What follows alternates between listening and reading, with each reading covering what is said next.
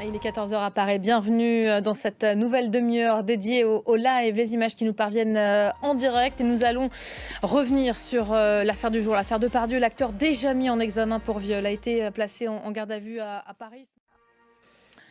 L'information, en ce début d'après-midi, l'information en France, c'est cette nouvelle étape importante dans les enquêtes pour agression sexuelle visant Gérard Depardieu. On a un feuilleton judiciaire de Gérard Depardieu qui se poursuit donc aujourd'hui.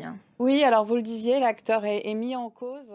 Bonjour, vous êtes cofondatrice, directrice aussi du Lab Femmes de Cinéma, un groupe de réflexion sur la place des femmes dans le cinéma en Europe. Peut-être déjà évidemment une question d'actualité. Qu'est-ce que ça vous inspire, ce énième rebondissement dans l'affaire Depardieu, les affaires Depardieu même? Moi, je pense que on est dans l'ordre du symbole.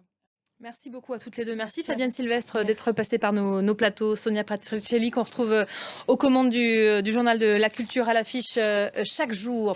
On va retourner à notre séquence live. Images, m'indique-t-on, qui nous parviennent en direct d'Ukraine, de Kiev. Volodymyr Zelensky est en train de s'entretenir avec Jens Stoltenberg. Une nouvelle manifestation attendue aujourd'hui en Géorgie voisine, rassemblement à l'appel cette fois du parti au pouvoir qui défendra tout à l'heure devant le Parlement le vote d'un projet de loi très controversé sur l'influence étrangère.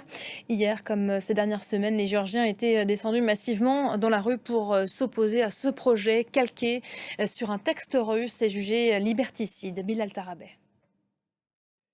Il ne renonce pas et reste bel et bien en poste. Pedro Sanchez, au cœur d'une nouvelle tempête depuis le milieu de la semaine dernière. Et ces jours de vote au Togo, plus de 4 millions de Togolais ont commencé à voter ce matin dès 8 h pour élire leurs députés et leurs conseillers régionaux. À Lomé, la capitale, ce matin, pas d'affluence massive. Le coup d'envoi du G7 Climat, ça démarre aujourd'hui à Turin. Les ministres de l'Environnement et du Climat des 7 puissances se réunissent autour de la question du financement de la transition énergétique. Une réunion accueillie par des manifestations d'activistes climatiques dans la ville italienne. Dans ce contexte, l'ONU appelle aujourd'hui à davantage d'ambition face au changement climatique. Nina Masson. Et ce rétro-pédalage ce week-end en Irak, l'Irak qui fait marche arrière sur les droits des personnes LGBT.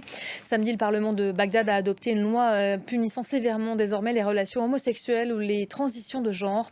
Un nouveau tour de vis dans un pays où les minorités sexuelles vivent déjà dans la clandestinité. Nicolas Chamontin. Voilà pour l'essentiel de l'actualité internationale. Restez à nos côtés, Paris Direct revient dans quelques instants. On va vous donner rendez-vous dans quelques minutes avec Derrière l'image, notre rendez-vous quotidien pour prendre le temps de décrypter l'info à partir de photos qui font sens. On reviendra sur le sacre des Parisiens hier soir. Depuis leur canapé, le PSG qui obtient son 12e sacre championnat de France. On y reviendra avec Benoît Perrochet. Restez à nos côtés, on se retrouve dans un instant. À tout de suite.